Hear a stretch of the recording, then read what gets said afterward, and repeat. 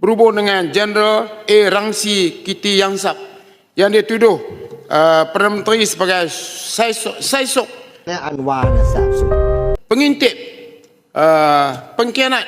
Yang Muhammad ini kena jawab.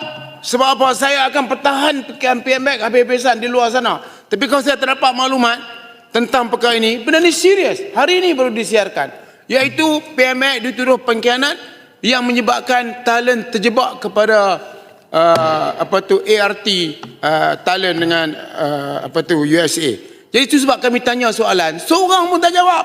Semua tak jawab. Jadi kita nak minta supaya kenyataan Rangsi Kiti Yangsap ini mesti diperjelaskan oleh kerajaan serta-merta bahawa tuduhan itu mesti kita pertahankan. Rakyat Malaysia, yang bukan semualah sayang kepada PMX, yang rakyat Malaysia.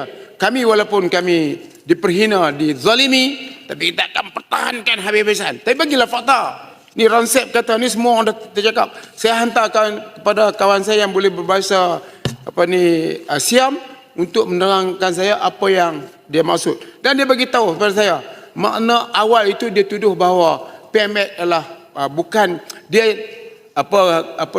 perjanjian yang dibuat itu adalah untuk menaikkan dirinya sebagai pengurusi ASEAN, tapi dia sebenarnya pengintip kepada US. Jadi Yang Hormat, ini adalah tuduhan yang cukup berat yang kerajaan harus jawab. Kalau Yang Hormat tak ada jawab betul, besok buat kenyataan bahawa Rangsi Kiti Yangsap ni apakah, ataupun nak saman ke, ataupun nak saman Bloomberg pun kata yang sama tentang perkara ini.